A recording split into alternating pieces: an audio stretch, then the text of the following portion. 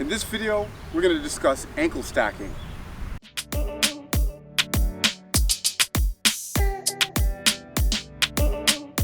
Hey guys, welcome back. This is Grown and Healthy. And if you didn't know, this is a channel that is dedicated to exposing you to the culture of movement. Helping first, why do we have pronated feet? One, I personally blame the shoes we've been wearing, but for many people, it is something that they claim to have been born with. So how do we fix that? How do we remediate that?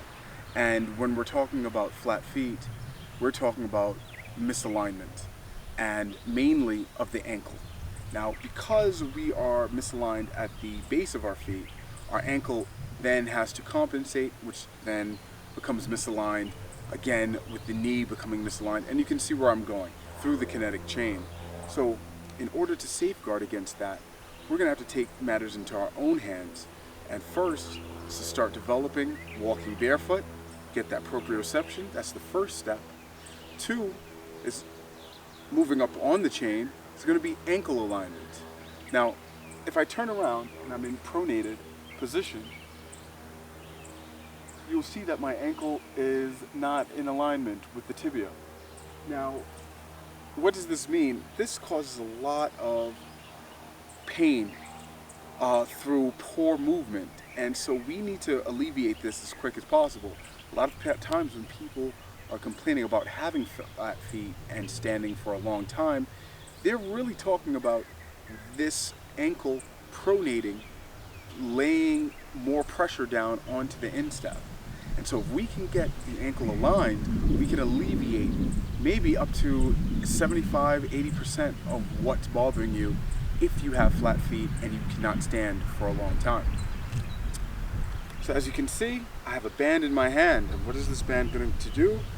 It's going to force my feet to become inverted. Right now, if I have flat feet, I will be in an everted or pronated position, and the ankles will be buckling in. What I will do now is use this band to force against, to counteract, supinate while the band is asking me to pronate further.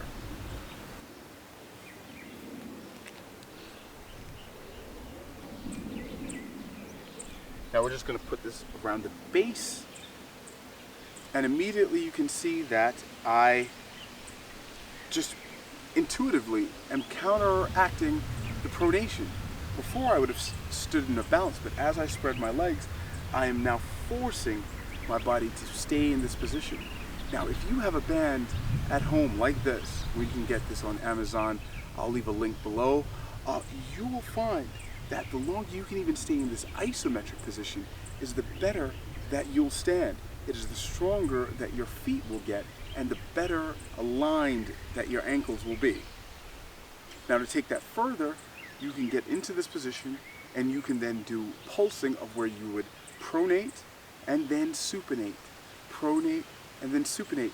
I wouldn't suggest for the beginner to start with a band as tight as this, but work your way up, because if it's too tight, as you pronate, you may not have the strength to then supinate again. But once you reach this level of this band, this is when you'll see the real gains.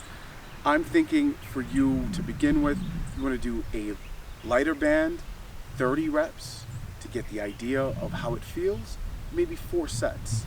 But once you get to a band like this, if I can get 8 of you pushing out into a short foot position, coming back in, pronated, pushing back out, this will make gains in no time for your ankle strength. This will also alleviate any ankle issues that you may have had in the past. If you're prone to having sprained ankles, this is definitely where you need to be practicing. Now, once you've mastered that and you have a greater capability in your ankles in holding an aligned ankle, then we can start to squat.